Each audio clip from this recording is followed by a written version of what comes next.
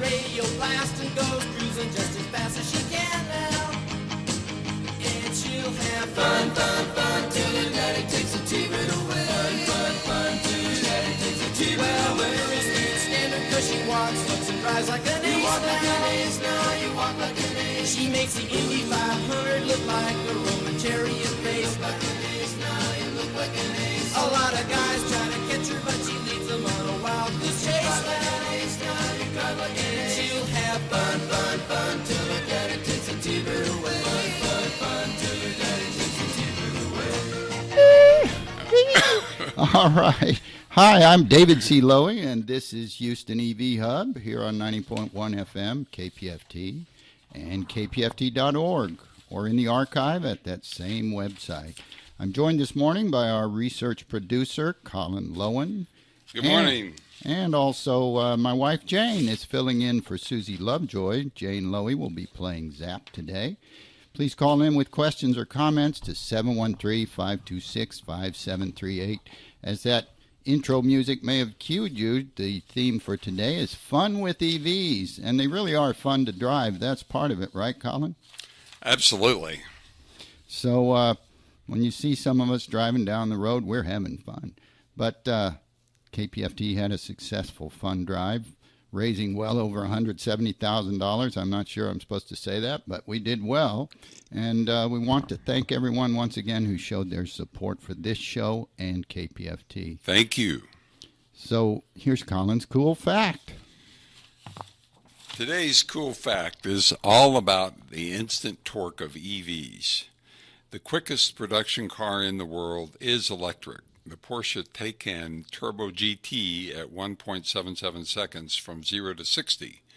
The second place is currently held by a Tesla under 1.9 seconds. They beat far more expensive Lamborghinis, Bugattis, Ferraris, McLarens, and more.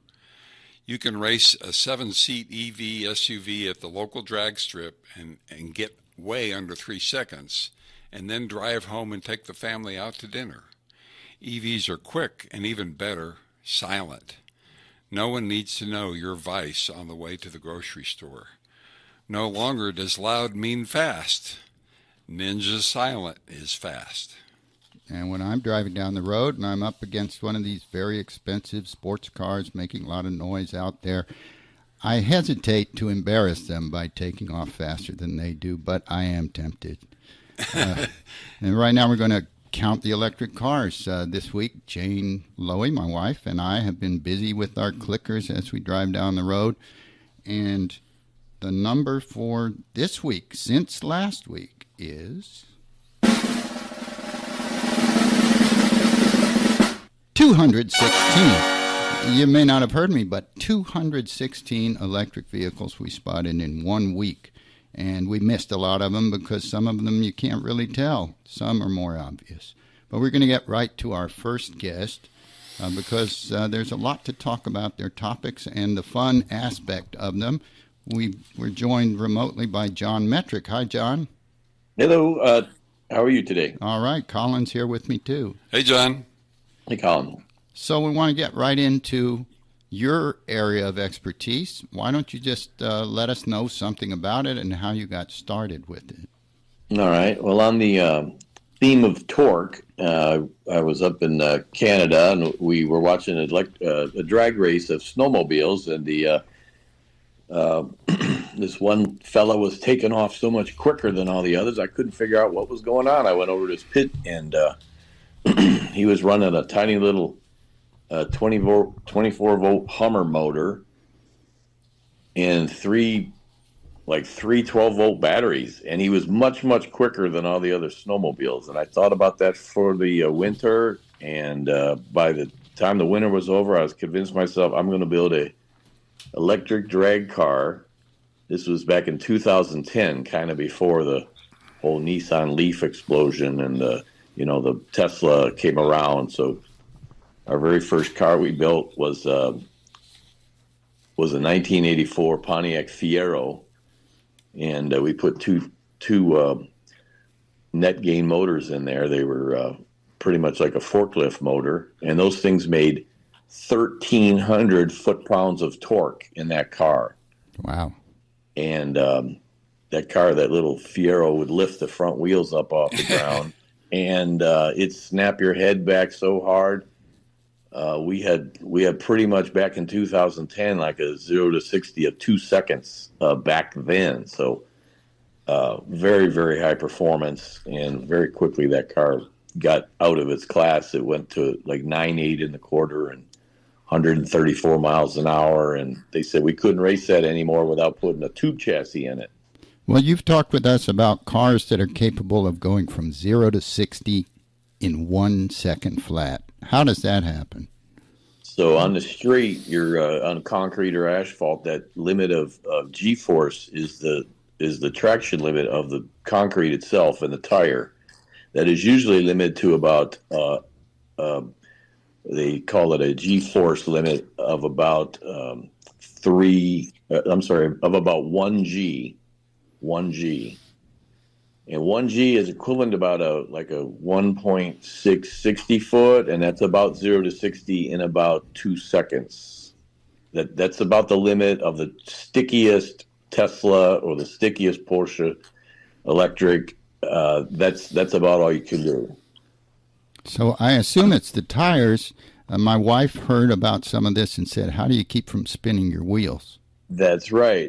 So on a racetrack, on a drag strip, they prep the track, and they lay down like a very sticky substance on there, and they call it VHT. And if you walk, your shoes literally come off. It's so sticky, and so in that way, that surface now can do about 2 G's of acceleration without assistance of headers or something like that. But at 2 G's now, if you have enough torque available, you can get that 60 foot or the 0 to 60 time, which aren't equivalent, but you can get that 0 to 60 time way down. And we've had a best of about 1 second flat in a 0 to 60 time on a drag strip. And you've also talked about cars that can attain 300 miles per hour in a 1 mile stretch. We are currently building a car that's the target of that is 300 miles an hour in a 1 mile stretch. The current record is about, a stock car, maybe a Tesla Plaid or whatever, might be able to do 150. And I want to remind people listening, these are electric vehicles. All electric. And as I understand, you actually build dragsters and the batteries that go in them. Tell us about that. And you mentioned you sell one a month for some $25,000. Well, we're located in Lake Jackson, Texas, and that's why I'm hooked up with the Houston Electric Auto Association. We brought some of those cars up there on display at the Makers Center there, and we've built a Mazda Miata. It's very, very quick. It's got the suspension's very important too, so it's got to have a custom drag racing suspension. We've done a rail dragster, and that's done up to 188 miles an hour. And right now we're working on a Ford GT40, and we'll bring that up to one of these meetings.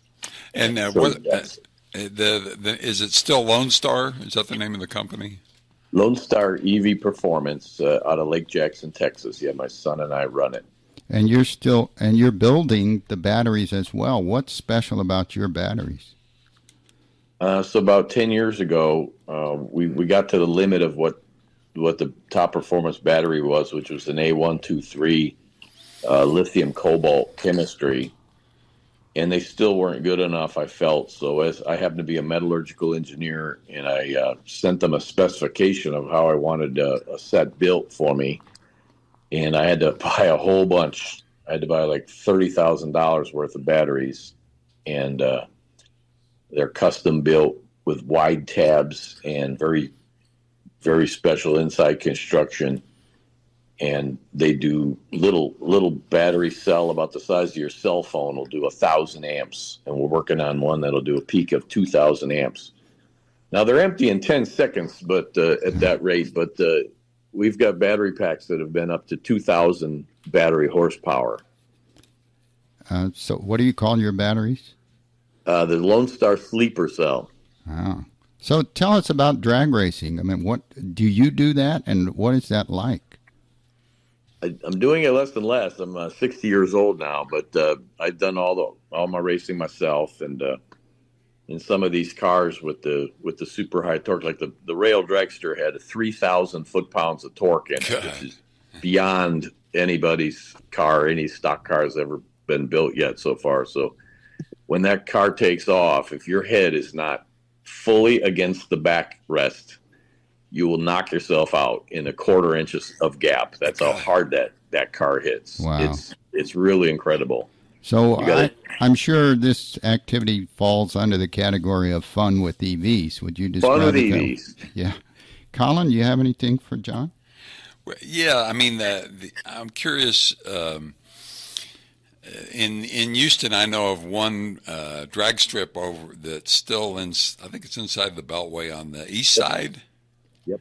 Yeah, and on Friday nights you can take your car up there. Is that right? Done it many times, and I've frustrated a lot of engine drivers. We can knock out probably 90% of the field.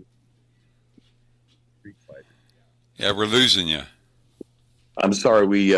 I was going to say HMP. We can go up there and knock out about 90% of the competition there, and they don't really like it. They don't really care for you. But there have been some drag strips that don't allow electric. Is that right? I've heard about it, but I really have never had a problem going to any drag strip. Yeah, and you need the proper safety helmet, and you got to have some basic setup. Yeah, if you've got a stock car, which is most of the audience, I'm sure, you have a helmet requirement and maybe some gloves. And we're having a little meeting in 10 minutes here with the NHRA about these Tesla plaids that are coming out that can do like 9-second quarter miles right out of the showroom. That's just insanely fast for a sports car. And you're able to race against internal combustion dragsters now, right? Yeah. Oh yeah. If the event director allows it, you can do that. So and so how do you measure up? 90%. That's pretty good. Yep, I think 90% we knock out. Yep. Yeah, Wow. you can't get to the extreme top fuel and some of those guys. Yeah, but those guys also aren't going to drive their car home. Yeah. So they're not driving the car home. So some of those are like your Roadster. They're rockets, basically. My Roadster is antique compared to what John does. Yeah. Yeah. Well, what else can you add to this discussion, John? We're going to move on in just a minute, but anything else you can add briefly? Well, I just want to say, as a driver's car, I didn't really expect it, but the inside as the driver of electric car, that's the thing where you get that smile, you get that grin, that fun is really a driver's experience. Standing on the outside of the car and watching it go around and all, it looks very quick and all, but it's not quite a spectator sport. And you mentioned, go ahead. But if you like that driver's experience, that just pushing the pedal down and being pushed really hard back into your seat and leaning over with your ab muscles you've rarely used, it's a really good experience. Well, and you mentioned that it all comes down to reaction times. In the drag strip, there's reaction times too, so it's that you don't lose that part in the your heart is in your throat, and here comes that light. You still have that tension with it as well. Yeah. So it makes a difference. I mean, when you hit the pedal, are there false starts in these races? You can leave early, and that'll disqualify you. Yes. So you're still under the same rules as everybody else. Well, the only time my reaction time was tested was when I was starting to drive a taxi cab, and they had us take a little test. When the red light comes on, push the brake pedal. That was pretty easy to pass. But we want to thank you very much, John Metrick, for joining us today on our fun program, and we look forward to talking to you more in the future. Yeah, thank you. Thanks a lot. And at our monthly meetings, too. All right. If you're ever in Lake Jackson, come look us up. Thanks a lot. Oh, yeah. Thank you. Bye. All right. Bye-bye. Bye-bye. And now it's time for Fun with Zip and Zap. My wife, Jane, is filling in for the inimitable Susie Lovejoy, who is under the weather today. Jane, are you there? I think so. Am I here? I think so, too, now. I was uncertain for a brief moment, but we're ready to go with this edition of Fun with Zip and Zap. We're calling it Colin's EV Research Challenge. Uh-oh. So get ready, Colin. Uh-oh. Are you in? Are you on the Wi-Fi? I'm on. Okay. Say, Zap, why don't we give Colin an EV Research Challenge? Sounds interesting, but what exactly is that? Oh, we ask him a tough question, and he uses his handy-dandy laptop to look up the answer while we time him. Well, Zip, that sounds like a fine idea, but we would have to break down the wall between our fictional world and Colin's nonfiction one. Can we do that? Zap, zap, zap! We're fictional. We could do anything. Oh, yeah. Worth a try, I guess. You ask him. Say, Colin, can you hear me? Yes, but I can't see you. You sound like Zip, if I'm not mistaken. Got it in one, as the English are fond of saying. Zap and I want you to take the EV Research Challenge. Are you up for that? I'm up for that. Sounds like fun. I got my handy-dandy laptop fired up, and I'm looking for a 12-year-old to help me. Nobody here, but go ahead, Zap. Colin. Yeah. This is Zap, Colin, and I want to thank you for your willingness to embrace the unknown. Here's your first question. As of today, how many electric cars are in the world?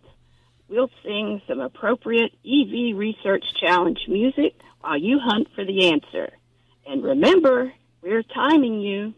Da, da, Da da da da da da da da da da da da. Time's up. I'm ready. Time's up. What have you got, Colin? All right. In 2024, there were almost 60 million electric cars in the world's roads, according to the data in our world. This represents a significant increase from 26 million in 2022. Wow. Yeah, thank you Wow, to the 12-year-old. Wow, amazing. I don't know if I'm more impressed with the answer or Colin's researching speed. Yeah, impressive. Okay, my turn. Who invented the electric motor? Go, Colin. Wow.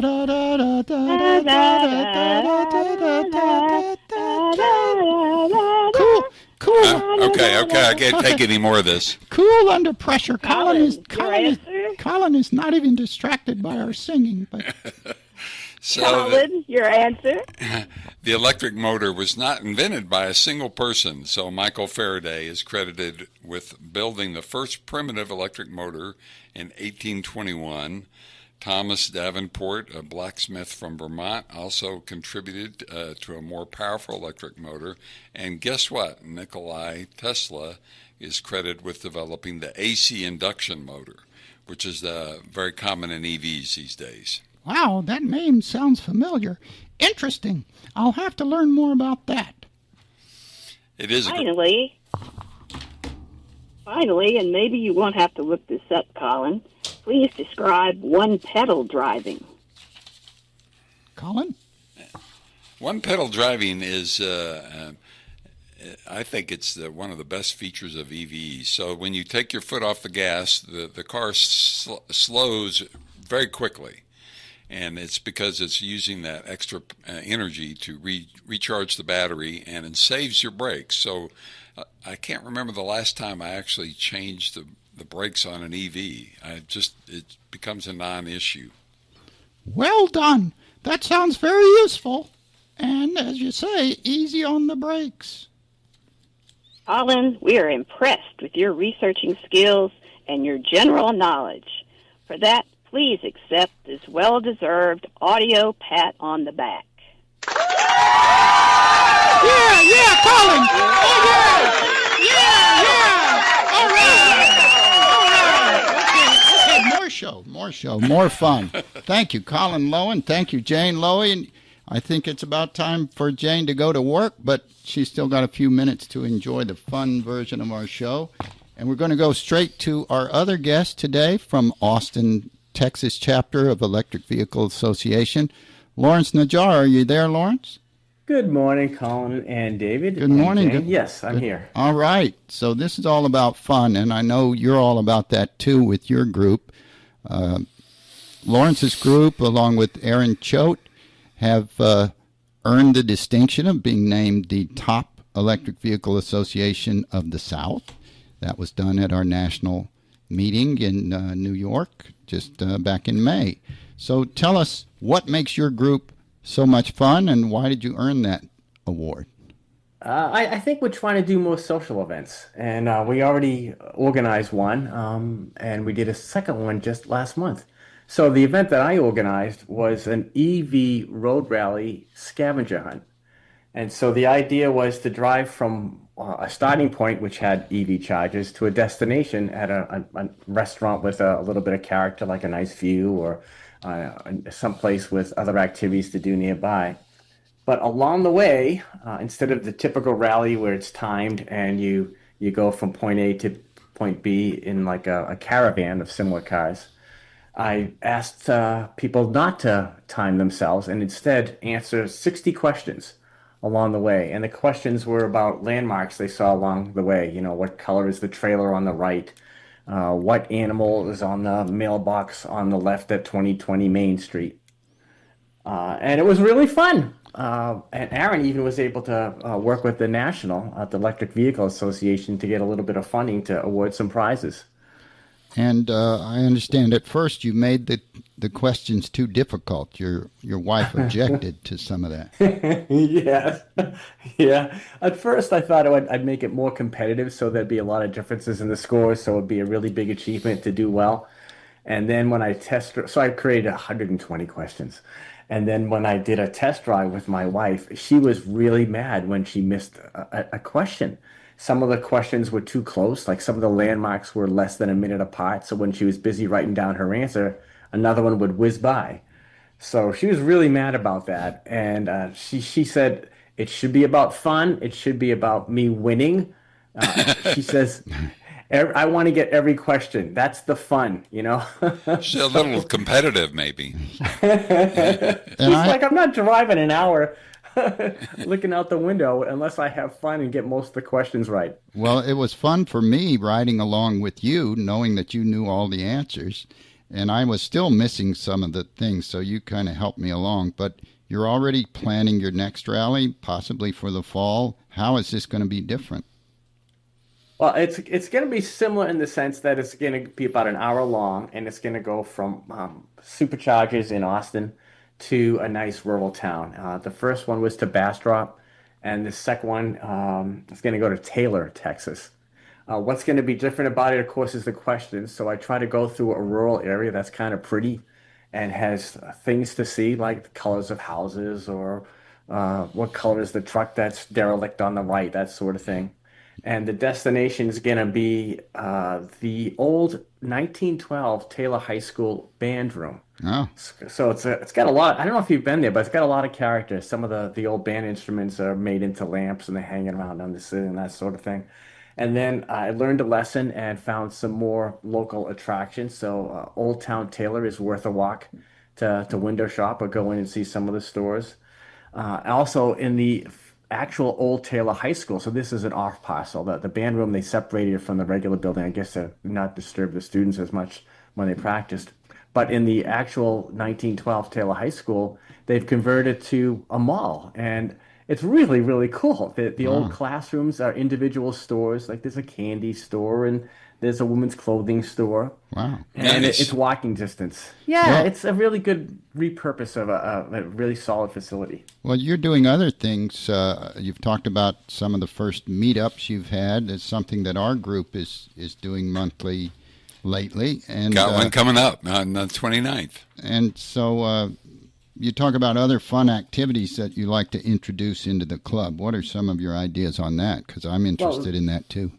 Yeah, so George Deering is organizing meetups at car dealerships, EV car dealerships. So we we're hoping to do one at the local Rivian dealership where George and I did some research and spoke to the community relations person. Rivian actually has a community relations person, and they welcome community members to come in and hang out in their space. So it's like a Genius bar in the sense that there's a lounge with couches and chairs and free Wi-Fi, and of course there's a vehicle there for you to look at.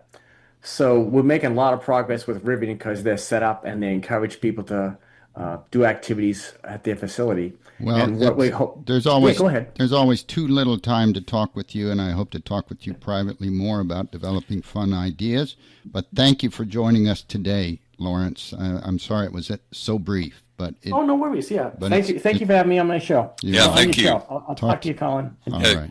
Bye-bye. You've been listening to the fun version of Houston EV Hub here on KPFT. I want to thank our guests, John Metrick and Lawrence Najjar.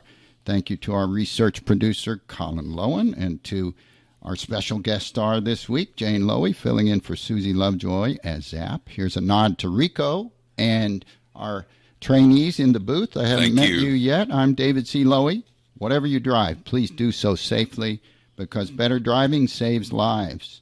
Stay tuned for Clint Broussard with Long Time Running. And find us at HoustonEVA.org. Line on the ground that'll take you anywhere. If you want to go somewhere in particular, you gotta follow the right line. But there's a line on the ground most places, and we're gonna follow that line to whatever we might find. Though it might not be just what we were expecting, there's just no point directing that line on the ground. If you let it, it just might take you anywhere. If you let it, it just might take you anywhere.